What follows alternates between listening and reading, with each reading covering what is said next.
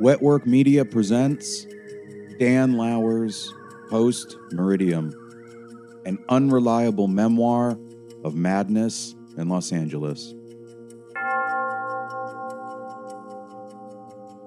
Part 1, Psychosis, Chapters 6 through 10. Two possibilities exist. Either we are alone in the universe, or we are not.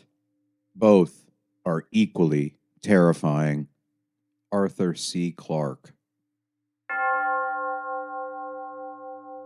I have suffered from major depression in one form or another since I was 14 years old.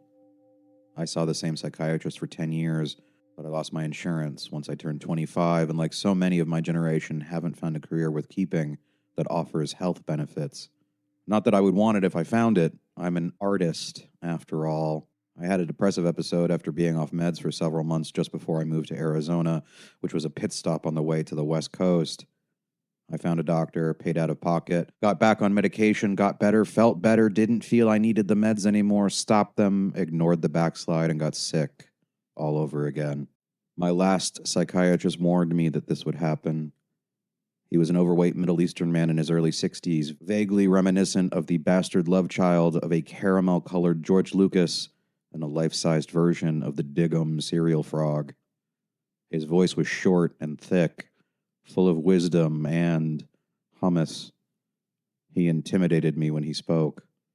This is not an isolated incident. We have proof that every time you cease medication, you have an episode, each one worse than the last. I assure you, if you stop taking your medication again, the next episode is going to be much, much worse, okay? He menaced. I nodded and smiled. I made myself a promise I'd find Prozac come hell or high water. I'd deal with the black market scene. If need be, sit in some apartment in North Hollywood, a little smoke-filled waiting room, doing my best to score illegally. People next to me on the nod, lambing it out, looking for something to get flush and not to get me off. Then I moved out of state, started working, made new friends, got excited by life, and completely ignored my health.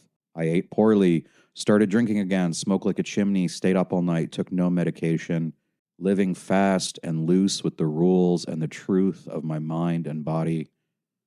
It is exhilarating to rebel against yourself, more so than any other institution. I can't say why that was, but I felt alive. And now I need to end it already. This is becoming not worth it anymore. No one would really care anyway, right? It's not about them. Fuck them. What have they ever done for me? I am so alone here. I'm so tired. No human should have to suffer through this. Not ever. I couldn't decide if I was very complicated or very simple, very smart or very stupid, very shallow or very deep. I didn't think I was any of those things, and I felt like all of them at once. Couldn't stand my own mind. I was at war with myself. I was not imagining things. The world had gone insane. I was perfectly fine. How should I do it? What's easiest, cleanest? I could take pills, lots of Lortab and liquor back at the apartment. I'd be just one more upturned idiot choking on his own sour vomit somewhere on the outer rim of LA County. What would they say about me? I was a junkie, an alcoholic, both. Would anyone come to my funeral? Would anyone blame themselves? This is becoming my LA story. I wonder whether or not I am truly this selfish. Something you should probably know about me. At the funeral of my mother's adoptive father, I drew her close to me, barely 6 feet from the casket, and put on a somber face, more somber than I'd had up to that point. It's hard to admit, but I didn't care for the man. I've been meaning to tell you, I said. Panic overtook my mother. Now something else on top of her dead stepfather, who she also had her fair share of grievances with. Her son was in some sort of trouble. She steadied herself. What? What is it? Hushed, panicked tones. I didn't have a plan, per se.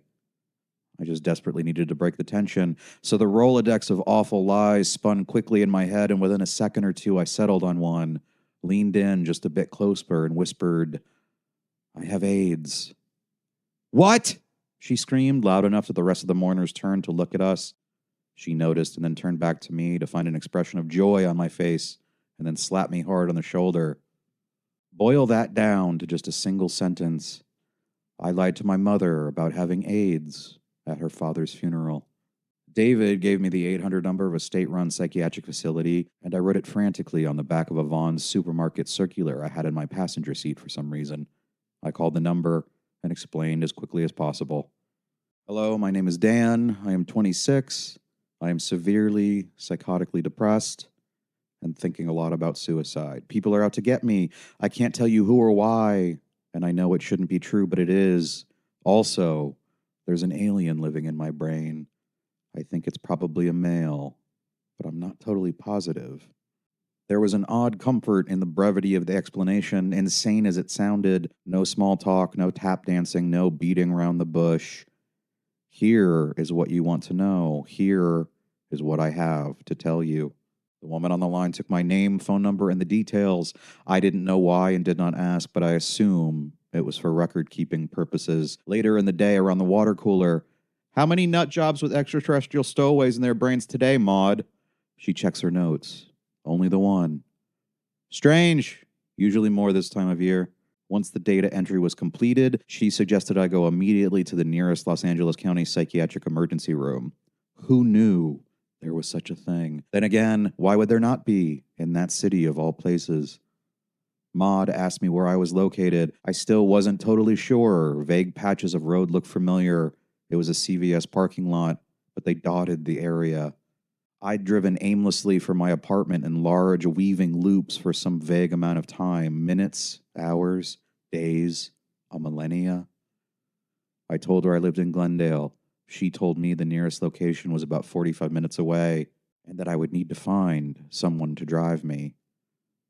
There is no one, I said solemnly. There must be, she replied. Sympathy or frustration. I'm already in the car. Now is the time. Must not delay. Hurry, please, with the address. Okay, I advise against driving yourself, Maud said. But I can't stop you. Do you have a pen? I will give you the address. Why did he give me the cigarettes for free? I'll forever wonder. Nothing is free in this life, particularly not as utterly unnecessary as cigarettes, and especially in a city like Los Angeles, where I was surprised there wasn't a scenery tax. Although I suppose there was, just not in legal tender, but something more like sweat, perhaps, and tears. I stopped at a gas station somewhere on Los Feliz Boulevard on the way to Interstate 5. It was so hot in my car that my t-shirt was tightening up around me, contracting, drenched with sweat. I pulled up next to the pump and put a few dollars worth in. The trip to the hospital would cost me only a couple of gallons, which was luck of a kind, because it was all I could afford. The store was cold and smelled like cheap, pineapple-scented cleaning fluid, doused haphazardly on the floor and hosed into grates dotting the linoleum once a month. I stepped to the counter and waited for the woman in front of me to complete her purchase. She was pushing 90 and counting out quarters on the counter, a huge handful to pay for a package of vanilla-flavored cakes in cellophane. Desperation began to rise from a pit in my stomach, impatience on a scale hitherto experienced by mankind.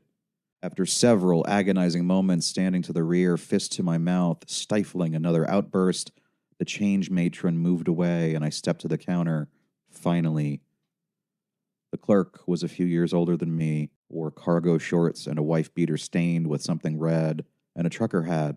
He was bleary-eyed, stoned, blitzed, real gone. His name tag read Danny. What do you have? I'd put his drawl somewhere on the border of Kentucky and Virginia. He's a sketch comedian, just works days in a shitty little shell station on the border of Glendale and Los Feliz while he gets his stand-up off the ground. Days selling cigarillos, evenings at Upright Citizens Brigade. One-man show is getting some traction around town. Same old story I didn't want to hear. I was short on cash, so I carefully eyed the brands and their assigned prices. Too much, too much, too much. What's your brand? Danny asked, palms up on the counter, leaning forward so I could see more of his chest hair than I'd have liked to. Pall Mall, I told him. Blue, hundreds. Danny nodded at me. He got it. I narrowed my eyes at him. What exactly did Danny get? He grabbed a pack from the column behind him and slipped it across the counter. He looked left. He looked right. No fuzz on the horizon. Just take 'em, Danny said and nodded at me. These don't sell anyway. Only old men smoke them. I nodded and did my best to flash him a half-human smile. It probably came off like a snarl, viciousness. Thanks. Long moments then, silence, quiet, nonsense. I didn't understand what was happening. Take it easy, I told him and lunged away from the counter, feeling suddenly like I had to escape right then or there, or I'd be stuck forever, thumbing tattoo magazines and drinking energy shots full of caffeine, acai berry, and yerba mate. Oh, he said, and folded his arms over each other as I ran for the door. I always do. After rushing back to my car, I hopped in and peeled out onto the surface of the road, no doubt cutting the change matron off as she tried to enter the right lane. I didn't take notice or care. I was so hot I was having trouble thinking. My skin was burning to the touch. The beads of sweat ran down my face, staining my glasses, mixing with the drying tears. I lit a cigarette and inhaled, but I don't recall exhaling, feeling with certainty that I had to get the fuck out of Dodge post-haste. That was becoming clearer all the time. During the drive, I was desperately hoping for a lonely asylum in the mountains, something right out of a movie that I'd never actually seen, but probably existed. Sylmar, California is the northernmost neighborhood in Los Angeles County. It is sandwiched between Granada Hills to the west, Cagle Canyon to the east, and San Fernando to the south. To the north lies the expansive San Gabriel mountain range. On the crest of the foothills sits a boxy white structure called the Olive View UCLA Medical Center. The trip from Glendale took me on the 5 freeway through the valley and into the mountains. It was a winding, narrow, daunting pass, especially near the 5 o'clock hour on a weekday. Every other commuter has the same idea, it seems, and they are all headed for the hospital too, with puffy red faces and sunken, bloodshot eyes on small, weakened frames, with organ grinders and their hideous fez-wearing monkeys perched precariously on the edge of their semi-conscious minds. I drove for what felt like hours, but no more than 45 minutes passed, max. The mountainous view and its entire calming, rolling cloud splendor allowed moments of exquisite relief. Those hideous thoughts I desperately attempted to reject for most of my waking moments began to wane. Those outskirts were soothing the frenetic pace of my thoughts in the city. Hope came to me for the first time in days, but was quickly washed away by the sounds of commotion and fear fighting tooth and nail for center stage in my head. I approached the hospital and parked in Lot C across from the emergency entrance. I turned my cell phone off and tried to light one last cigarette before I made that final plunge into the unknown. My Bic lighter was out of fluid, and I grunted and heaved it across the parking lot where it skipped 3 times on the blacktop like a flat rock on a still pond and was gone in the underbrush.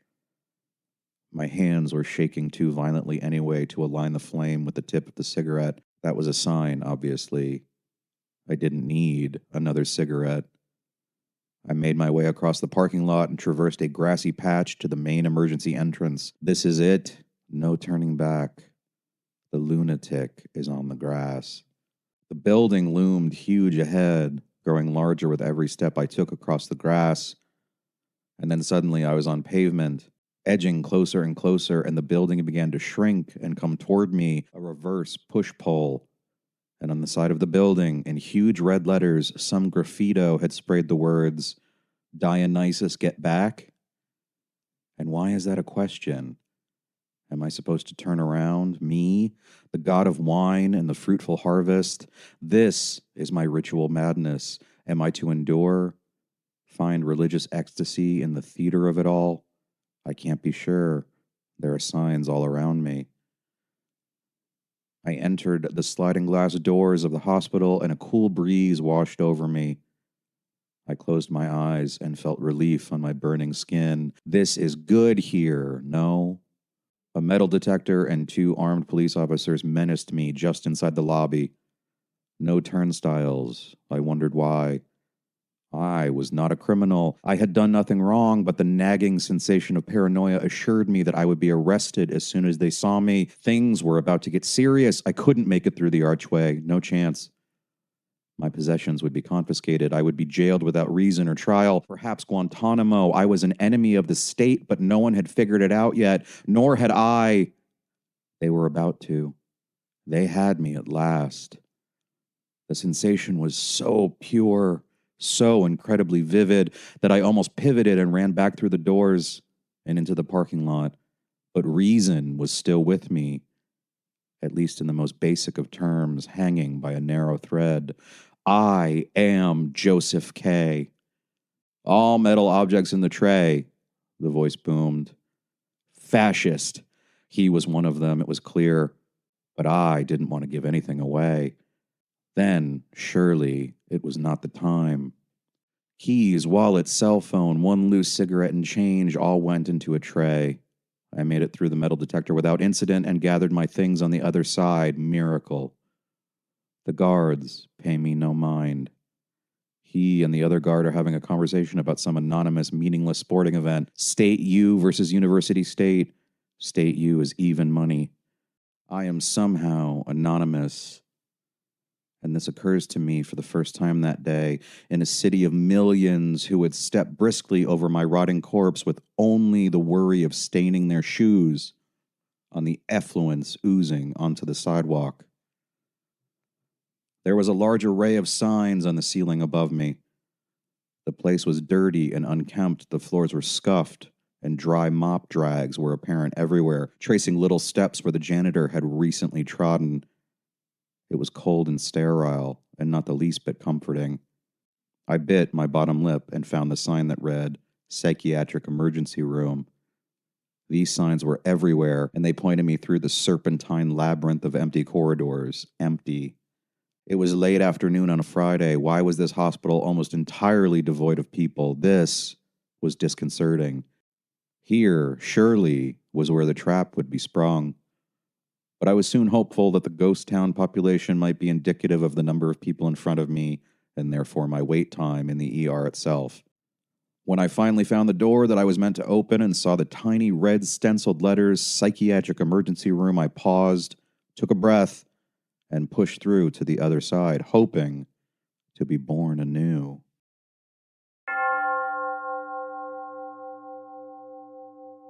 It must have been a school day. I remember sitting on my parents' bed while my father dressed for work and my mother was on the phone with the school, explaining that I would be absent. I was 14. My mother cried so hard I can still remember the fear on her face. Just thinking about it puts a pit in my stomach and sets my teeth on edge. The day before that, I was down, I was sad, I was blue. Then, that morning, I had depression. It had a name, it had a face, but it didn't have a purpose. I wasn't sad for any reason. My life should have been a happy one. This is the most torturous aspect of my depression, and I suppose depression in general. You cannot rationalize the feeling or make sense of the despair. I am sad. Yes, but why? I don't know. I know. We're in trouble, aren't we? Most definitely. My mother called the pediatrician's office. The process wasn't simple for the first time either. Where do you go? Who do you talk to? Your son writes you an elegant note stating that he is seriously considering suicide, that he'd been locked in his room for days because he couldn't stop crying, that he feels no joy or hope for anything, and you panic. But then, the next moment, you wonder what to do about it. Is that the best option? I heard my mother ask. She waited. I was staring at my feet. They were thin. I'd lost a lot of weight. I was a skinny, depressed, little 14-year-old. Okay, she said and hung up the phone. My father was in their walk-in closet. He was putting on his suit. I remember it clearly, blue blazer, tan slacks. I despised that look now as an adult, but thought at the time I'd like to emulate it someday. In that moment, my greatest hope was to one day be like my father. Flash forward, and it's my greatest fear. He peered out of the closet from time to glance at me while he was dressing, and my mother was on the phone with the doctor and the school. The expression on his face as he made occasional eye contact was unmistakable. What luck! A real, live ET right here in my bedroom. This is probably the moment he stops being able to relate to me. It might have been easier if I'd been gay. At least that means something. So, you like dick, huh? He'd ask. Yes, I'd respond. And then he'd shrug. It's physically repellent to me, but whatever you want, he'd say. But no, it couldn't be cut and dry. I love tits and pussy and I want to kill myself right this second. One part of that equation makes me a man. The other makes me a mythical creature. A failure as a son, as a human. For all the shit my father gave me for my behavior up to that point, he never would have accused me from across the dinner table of not possessing a survival instinct. No one would have. The next thing I know, I'm dressed, and we're at the emergency room, the first in a long line. And we're in the waiting room, and my head is pounding from crying, and I'm too confused and sick to be thankful that I'll miss today. Anna, my girlfriend, would be worried, or maybe not. I've been pulling the disappearing act as of late. And hey, she might not even notice that I miss school. Well, I won't miss it. Not a soul could possibly have been left in the greater Los Angeles area. No. They were all there in that room waiting to see a doctor. Babies screamed as sickly geriatrics hacked all over each other. And men, caricatures of cowboys direct from central casting, held bloody rags over absent appendages, and I sloshed through the swamp of misery in my black t-shirt, avoiding eye contact at all costs. It turned out that the standard ER and the psychiatric ER shared waiting rooms. Poor planning, tremendous understatement. Don't let them know how crazy I am or how sick. They'll kill the weak to cut their wait time down by a few minutes. I would. Fair is fair during times like these. But then again, the man in the suit, I've seen him before. He was at the diner last week. He picked the booth opposite me. He ordered my meal. He followed me here. He's one of them. Be quiet. I made my way to the triage desk, which was situated behind what looked like thick, bulletproof glass. I was finally getting used to this after being in country for nearly a year. Nearly every state or county-run facility in greater Los Angeles, between the guards and metal detectors and bulletproof glass, seems as though it is either preparing for an invasion or recovering from one, or both. The Hispanic intake nurse behind the glass wore a name badge that read Hector. Hector was arguing with a tall, long-haired, bearded man in torn blue cutoff jeans about the wait time, and telling him in a very thick Mexican twang the wait wouldn't be very mucho longer. As the argument continued, I stepped away to a small wooden table clearly held over from somewhere between the Cuban Missile Crisis and Nixon's first electoral victory, behind me with some papers on it. I was always laboring under the assumption I would have to fill something out and figured I'd get a head start. Even then, yes, worried about the wait, always the wait, impatience. Take the first step. Have some initiative, for Christ's sake. I retrieved one or two of the most obvious intake forms, but I couldn't figure out if any of them applied, and they were intimidating and confusing. So many boxes with so many adjoining questions, so much information to provide. So much I couldn't provide with any kind of clarity. I held the forms in front of my face side by side, and the words danced on the pages, the questions so bizarre. Are you under the impression that you are being studied by beings from another world? Yes, no. Is an extraterrestrial currently living inside your brain? Yes, no. Do you believe if you focused hard enough, you could levitate? Yes, no. Cetos pictin defragus pauntrinad? Huh? What? The argument in front of me at the counter ended, clearly to the dissatisfaction of the man in the acid wash, and I moved back to Hector. He glanced up at me, considered me for a fleeting moment, and then went back to the paperwork on his desk. Goodbye, then? I didn't say a word. I just stood there and stared awkwardly, probably breathing a little too heavily through my mouth. After another moment, Hector looked up again, and I tried to smile. I don't know why. It wasn't going to help either of us. I'm sure it looked more like a rabid snarl than a pleasantry. I'd forgotten how to smile like a real human being. Can I help you? He barked, looking frustrated. Yes, I said. I called a hotline and they told me to come to the psychiatric emergency room. Again, Hector simply stared blankly. And I felt very small, something less than a speck of dust teetering precariously on the head of a sewing needle, smaller even, infinitesimal, quantum, non existent. You want to see the doctor, see? Please, I said. And it was the most honest, direct, loaded word I'd ever spoken, and yet somehow it was said in someone else's hushed, high pitched voice, not my own. It was a plea. Please, please, someone help me before I explode right here on the floor, under these fluorescents, leaving gore and bone in a pile in front of the bulletproof glass, which, insult to injury, wouldn't be the strangest thing to have happened in the waiting room that day. What is the problem? He asked, heavy sighs in his tone. I felt the wasp in me lurking at the edge of the exchange and nearly apologized for wasting his time before turning and walking away, tail between my legs. Persevere. It's the only hope I have. I think I might want to kill myself very soon, and there are too many people following me. I don't know how to shake them anymore. Do you know who they are? Magic words. The next 10 or 15 minutes were a total blur of questions and nurses and doctors and hallways. For the next 68 hours, I was never alone except to use the bathroom, and even then, someone was leaning against the outside of an unlocked door. When you're young, being sick is usually a reprieve, even when it's painful. It means movies in bed, napping on and off all day, skipping school, being pampered, perhaps a happy meal. But this, depression, no one can see it.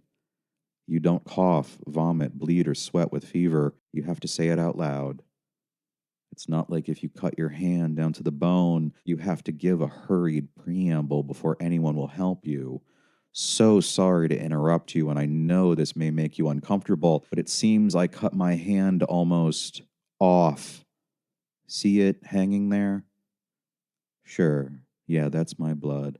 Explaining it is not really any easier now. It feels as if someone else is speaking through you. This is nothing a normal person would ever say. Why are we the only animals who can self-destruct like this? But after about a 4-hour wait time in the ER with my mother sitting next to me, clutching my hand and asking me every 10 minutes, how are you feeling? We were finally, mercifully, escorted back to an examination room just in time. The psychiatrist on duty was a pretty young woman named Marie. Not doctor or anything. She let me call her Marie. Marie comforted me. You're going to be okay, sweetie, really. I've seen a lot of people just like you. You're so brave for telling people how you feel. It took a lot of strength. Marie hugged me. There you go. You see, it's going to be fine now. It's all going to be okay.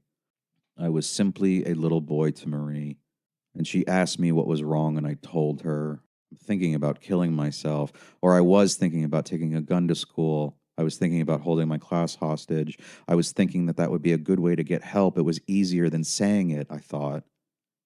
I was thinking about how to avoid being shot. I was thinking about where to get a gun. I was thinking about not living. I couldn't see past this moment. I have no hope, I told her. I didn't look at the time, but I'm sure my mother's mouth was hanging open in terror. Marie held my hand and looked me in the eye and told me everything would be okay. Everything is going to be okay, Dan. I promise. No judgment, no repulsion. Marie understood. She had sparkling brown eyes with little flecks of reflective gold in them, and when she smiled, I shivered slightly. So now then, here I am, or there I was. It depends on your point of view. Back in the fishbowl, either here, sitting in a chair in the examination room, or there in the main section, staring into the examination room back at myself. Regardless, I didn't like the look of things. An additional hour had passed. At that moment, I was something slightly more than a beast and significantly less than a man. Something in between and something horrible. Not a single thought in my head for the last half hour except stabilize. The support staff all had their hands out to their sides in the universal gesture that reads, "It's not my fault." Dr. Murphy, who was standing in the fishbowl yelling as loud as he could, was upset because Jackie is not present and is outside having a cigarette. I think Jackie has the right idea, and I wish I could do the same. Fuck my problems. I needed nicotine. I needed a fix. Stat. Oh, and who is Jackie? I don't understand, Dr. Murphy said, tone growing more aggressive. I was called down from dinner because I was told Jackie had a patient who was suicidal. Dr. Murphy was a lanky ginger with a scruffy red goatee and sunken bags under his eyes. He was the epitome of an ER post-MD resident. Perhaps he wanted to be a plastic surgeon one day in Beverly Hills making the serious money. Perhaps he was just biding his time here to get a little something for the CV. Perhaps not. At that moment, he was on his psych rotation. He didn't think he was cut out for it. I didn't think so either. It looked like it had been a long day for him, and amongst other things, the fact that I was suicidal was interrupting his hospital mess hall steak and sweet potato french fries. I watched through the fishbowl as he grabbed my file, paused at the door to the exam room, sighed, and psyched himself up. You can do this, you can do this, you can do this. He entered the room with a grim smile on his face. I couldn't help but wonder whether or not the admin staff had somehow managed to forget that the room in which I was sitting in was surrounded by glass and not soundproofed, so I had definitely seen and heard everything that occurred in the preceding moments. When he entered, I looked at him from over top of my glasses. It's the look my father gave me when I was in trouble as a child. Dr. Murphy sat and adjusted uncomfortably in the tiny seat. His white coat was stained. His pens were low on ink. He was nervous. I could smell it on him. So, Dan, he began, and then lost his place in the chart. I felt him fumble. This must be a chore. Not in the pejorative sense of the word. Maybe he'd feel accomplished once it's over. Maybe we both would. But in that moment, we'd both rather have been anywhere else. I wondered what it was like on the beach in Malibu then. Cold. The sun was going down, wasn't it? The water must be frigid. How are you feeling? Not good, I managed. He nodded, and there was some sympathy there, but also indignity. He wanted to say, well, that's fucking obvious, but was kind enough to refrain. Can you tell me why you came here today? I thought about it for a moment. To get help? I didn't know what else to do. I called a hotline. They told me to come here. Every statement was a question. Every question was a statement. Up was sideways and black was purple, and crazy things seemed sane and sane things were certainly normal. I had the sudden compulsion to leap across the table and grab Dr. Ginger menacingly by his pressed white coat collar and get eye to eye with him. Let him know I mean business. Let him feel my breath on his cheek. Listen here, you ginger fuck. I know a serious morphine addiction when I see one. That's right. I'm DEA, undercover, here to burn all of you junkie freaks. One false move and it's all over. For now, just give me a few special privileges, smoke breaks and the like, and I'll see what I can do. Are we savvy? But I didn't bother. I knew I didn't possess the mettle for that at the moment. Have you been hospitalized before? Twice. 4. Beat. Depression? Were you psychotic then too? Psychotic? I know what the word means in practicality. Literally, loss of contact with reality. What it means in the parlance, colloquially, Ted Bundy dancing with Norman Bates all dragged out to look like Mother in a pit of flames suddenly springs to mind. Yes, psychotic. There was some silence there, or perhaps not. Large portions of the negative have been censored and redacted because this film is not yet rated. Only certain reels are available. Then I was crying again all of a sudden. Dr. Murphy was telling me I needed to be hospitalized immediately. How long? I'm not sure. At least 72 hours, maybe longer. We'll have to see how it goes. What if I say no? No, I don't want to be here. No, I want to stand and walk out. No, I have made a mistake. No, you can't keep me here against my will. Things in the room settle, and the pressures of the day suddenly dripped away from the expression he was wearing. And whatever training he'd had in dealing with the mad ramblings of the psychotic and lost were slowly trickling back. His voice softened. He leaned closer to me. Okay, here's the deal. And I need you to be honest, because if you aren't, that means I can't help you, and that's what I want to do, okay? Are you still thinking of suicide? Are you thinking about it right now? Does it seem like a good solution? I nodded slowly. Okay, then. I'm sorry, buddy. You can't say no anymore. He shrugged sympathetically and then, with more sincerity than I would have given him credit for, said, "This is your best option to get better. I truly think so. We can have you up and around soon. We can get you back on your medication and take you out of life for a while. That is all people need sometimes, okay?" I nodded again. "Okay," he said softly. "I'm going to fill this out. I need you to sign it, stating that you understand that you are going to be involuntarily held in our facility for observation for 72 hours because you are a danger to yourself."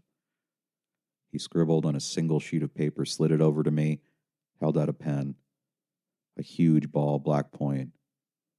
It looked 7 feet tall, shutting out all light from behind, casting an opaque shadow.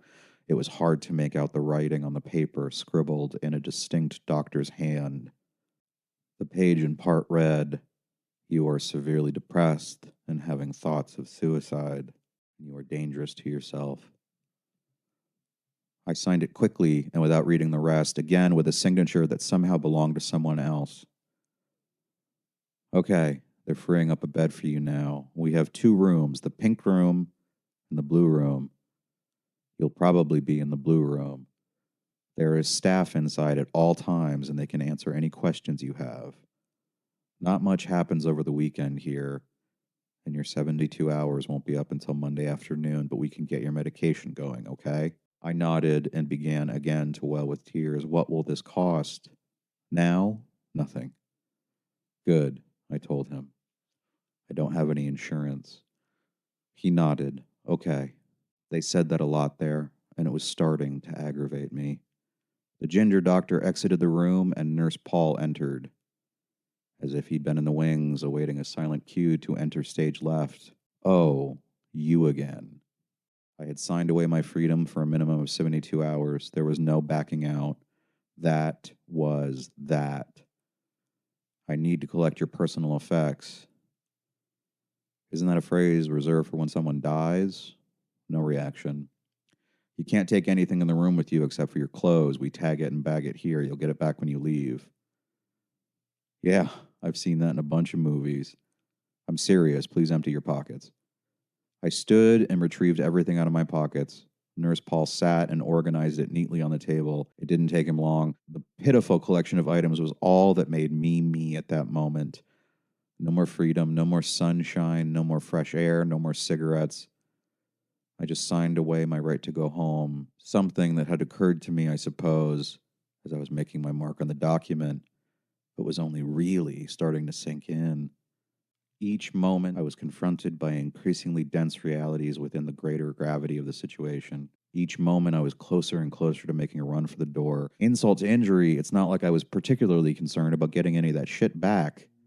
I quickly scanned over it on the table, all laid out in perfect order. The pathetic contents of my wallet, a wallet I'd received as a high school graduation gift, my cracked, dirty cellular phone, my Florida driver's license, a canceled credit card, some brand rewards cards, and my AAA card.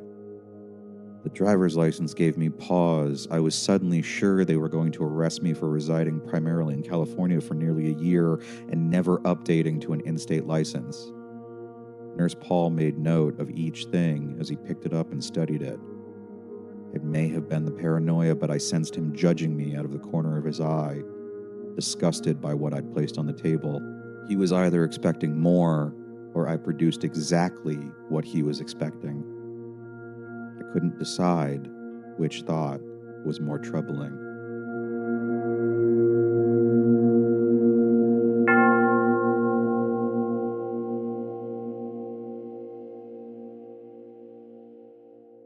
If you're enjoying Post Meridiem and just cannot get enough of a good thing, it is available for pre-order now as a beautiful ebook available from Amazon and Apple Books. The ebook version of Post Meridiem includes additional content, illustrations, and even an additional 5th part not included in the free audiobook version. Search for Post Meridiem and Dan Lauer on Amazon or Apple, or visit wetworkmedia.com/post-meridium for more information.